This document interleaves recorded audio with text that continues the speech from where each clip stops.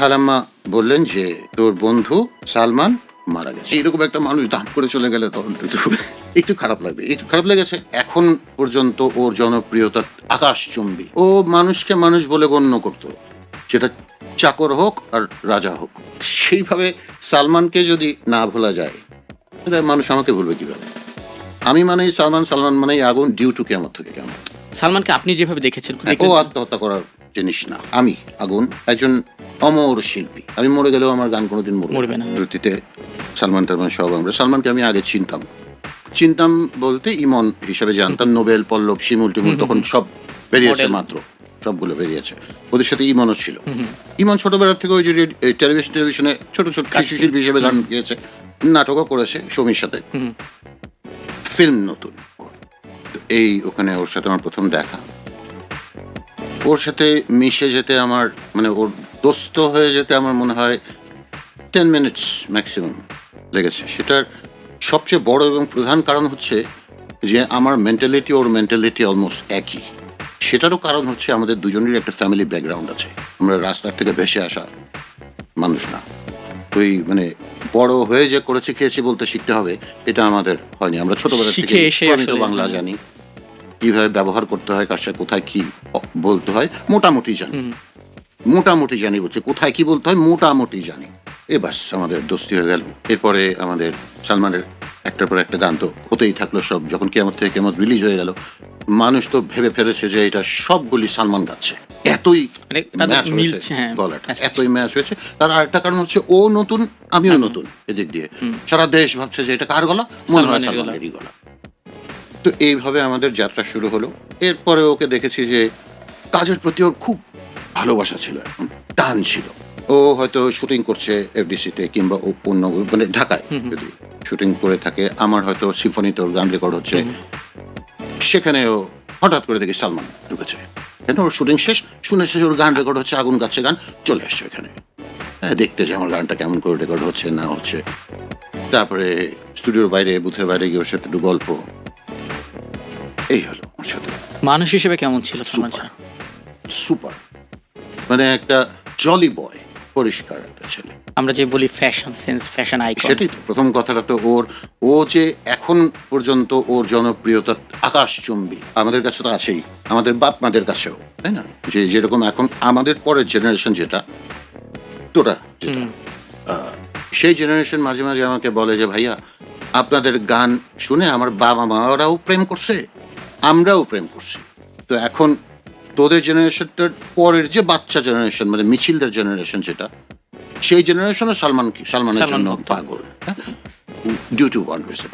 এক তো তার কথা বলার স্টাইল, প্রবিত বাংলা, সুন্দর একটা, দেখলেই বোঝা যায় শিক্ষিত ছেলে, সোজা কথা, বিকম পাস করা ছেলে। সেকেন্ড রিজন হচ্ছে ওর লুক।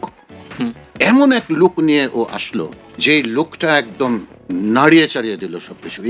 এই নড়ে সরে উঠেছে লুক দেখে। আরেক কাণ্ড হয়েছিল রাজাক চাচার সময়।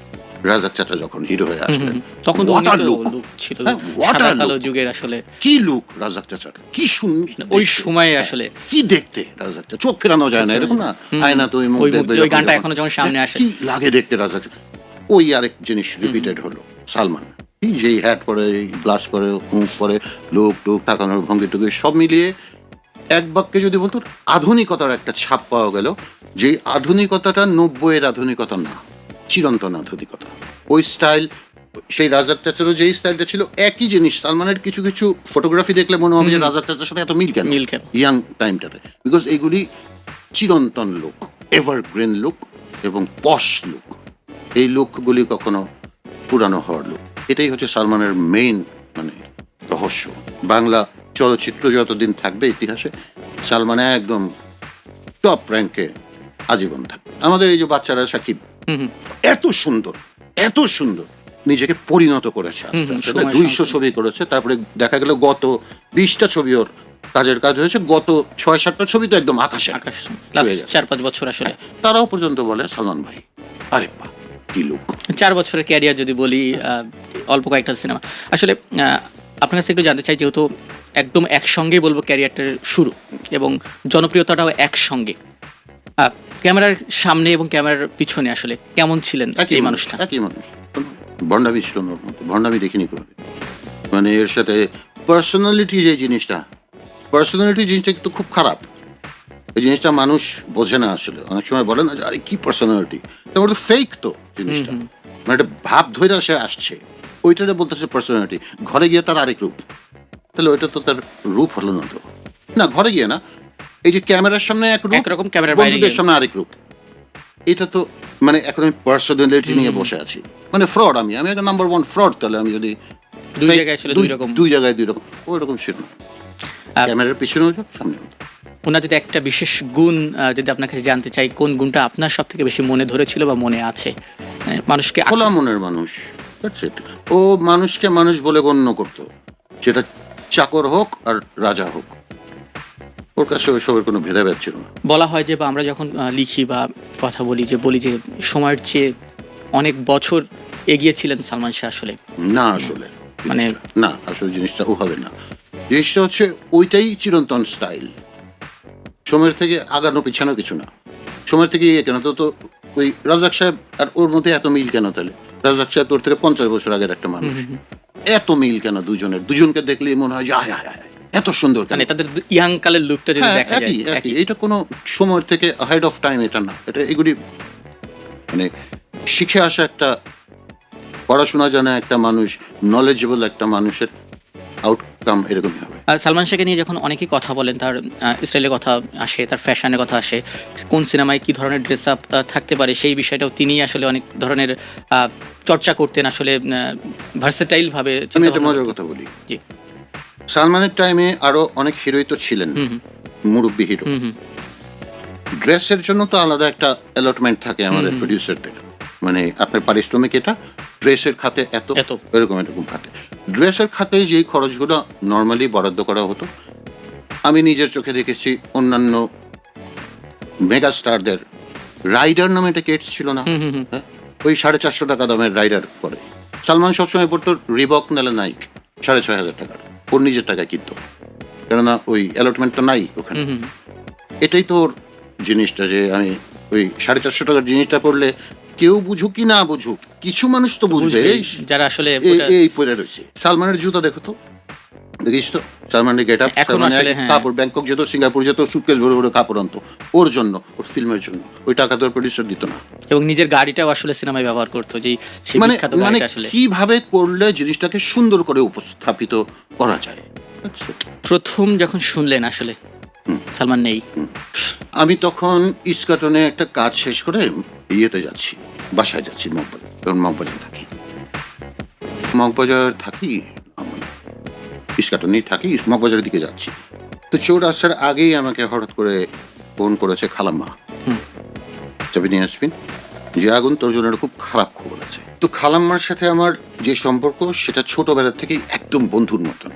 মানে আমার 4 খালার মধ্যে খালাম্মার সাথে আমি সবচেয়ে বেশি ফ্রি, সেই রকম আদর করে, সেরকম ওভাবে। তো খুব দুষ্টামি করেছে খালাম্মা আমার সাথে, যে কখনো এই কথা বলে ভয় দেয়, কোনো ওই কথা। আমি তখন ভেবেছি যে ওইটাও নেই, মজাই করছে। খালাম্মা ঠিক করে বলেন তো আসলে কি হয়েছে? তখন বললে আগুন, আমি দুষ্টুমি করছি, মজা করছি না। খালাম্মা বললেন যে তোর বন্ধু সালমান মারা গেছে। আমি তো বোল্ড ফ্রম দ্য ব্লু, তখন আমার হাতে ওই এত বড় মোবাইল 850592 সিটিসেল, সেই। আমি বললাম কোথায় সে এখন? বললো ডিএমসি। গেলাম, তখন তার পোস্টমর্টেম হচ্ছে।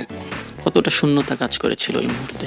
না, এটা তো বোল্ড ফ্রম দ্য ব্লুর মতো একটা কথা না, যে একটা তরতাজা মানুষ হঠাৎ করে দেখি মরে গেল, এটা কোনো কথা হলো? আগুন আসলে কতটা ভেঙে পড়েছিল? না, ভাঙাভাঙির মানুষ আমি কখনোই ছিলাম না। বাবা মা মরে গেছে তাতেই ভাঙেনি, আর আমি ভাঙার মানুষ না আসলে। কষ্টের জায়গাটা তো একটা ছিল আসলে। হ্যাঁ, নিঃসন্দেহে ছিল। সালমান নাই মানে তো শুধু আমার এই গান কমে যাবে, এই কমে যাবে সেটা না, একটা সুপার একটা ছেলে আমার এইজের, এফডিসির গেট দিয়ে ঢুকছে, এফডিসির গেট দিয়ে ঢুকে প্রথম বামে যে সিকিউরিটিদের রুম, সেই সিকিউরিটিদের রুমে টিভি ছিল না, নষ্ট হয়ে গেছিল, বহু অ্যাপ্লাই করেছে, ভিতরে দেয়নি, হয় নাই। সালমানকে একদিন বলেছে, পরদিনই টিভি এনে দিয়ে দিয়েছে। এরকম না, এইরকম একটা মানুষ দান করে চলে গেলে তখন একটু খারাপ লাগবে, একটু খারাপ লেগেছে, দ্যাটস ইট। খারাপ লাগাটা আসলে অনেকটাই আসলে, কারণ অনেকটাই, হ্যাঁ। বন্ধু, ভালো বন্ধু, ভালো বন্ধু একটা চলে গেলে তো খারাপ লাগবে। আর এত অ্যাক্টিভ চটপটা একটা ছেলে। আমরা জানি আসলে বাংলা সিনেমায় বা বাংলা সিনেমা বা গানের ইতিহাসে যতদিন আগুনের নামটা আসবে সঙ্গে সালমান শাহর নামটাও আসবে, এবং সালমানের সঙ্গে আগুনের যে আহ, মিলন রেখা বলবো বা একসঙ্গে পথ চলা বলবো বা এটা আজীবন থাকবে, আজীবন থাকবে। যেরকম একটা মজার কথা বলি, যেরকম আমি মাঝে মাঝেই বলি যে আমি আগুন একজন অমর শিল্পী। আমি মরে গেলেও আমার গান কোনোদিন মরবে না। এই কথাটা কিন্তু অধ্যত্বপূর্ণ একটা কথা, তাই না? যে নিজের এত ফুটানি, যে নিজের এত, এটা একটা সুন্দর লজিক আছে। সুন্দর একটা লজিক হচ্ছে বাংলা ফিল্ম ইন্ডাস্ট্রি কি কোনোদিন সালমানকে মারতে পারবে না? বাংলা ফিল্ম ইন্ডাস্ট্রি সাবিনা ইয়াসমিন, রুনা লায়লাকে মারতে পারবে না, সৃষ্টি কখনোই শেষ করতে। আচ্ছা, তো সাবিনা ইয়াসমিন, রুনা লায়লার কো আর্টিস্ট হিসাবে আমি যেসব গান গেয়েছি, উনারা যদি না মরে তাহলে তো ওর গানের মধ্যে আমিও আছি, আমি মরবো কিভাবে? না, আমিও তো অমর। সেইভাবে সালমানকে যদি না ভোলা যায়, তাহলে মানুষ আমাকে ভুলবে কিভাবে? আমি মানেই সালমান, সালমান মানেই আগুন, ডিউ টু কেমন থেকে কেমন। ওর শুরু, আমারও শুরু। 4টা গান আমার লিপে, রুনা আন্টি, সালমান দিকে, মৌসুমী দিকে, কোথায় কে মারবে আমাদের? হ্যাঁ, মানে জিনিসটা খুব মজার। জিনিসটা যে খুব পৃথিবীতে কম শিল্পীই আছে যে নিজেকে দাবি করতে পারে যে আমি অমর শিল্পী হব, হয়ে থাকবো, অমর হয়ে থাকবো। এবং আগুনের গানের যে ভ্যারিয়েশন, আসলে তাকে আসলে বলবো যে ইতিহাস থেকে তো কোনোভাবে মুছে ফেলা সম্ভব নয়, কিন্তু তার গান নিয়ে আমি একা হলে আমাকে মুছে ফেলা সম্ভব ছিল, কিন্তু এর সঙ্গে অনেকে রিলেট, এমন মানুষগুলো রিলেটেড যাদের কোনোদিন ইয়ে নাই, এন্ড নাই। সালমানের কথাটা আসলে আমি দেখেছি আগুন অনেকটা ইমোশনাল হয়ে এটা স্বাভাবিক, বন্ধু তো। চোখের কোনায় জল বলবো না, চোখের কোনায় হীরা। হ্যাঁ, সেটা সব মানুষের জন্য এত দামি জিনিস আসলে হয়তো বের হয় না। খুব কাছের, খুব আত্মার মানুষ হলেই হয়তো সেই হীরাটা বের হয়ে আসে। আগুন ভাই, একটা গান যদি আমরা একটু শুনতে চাই আপনার বন্ধুকে ডেডিকেট করে, যেটা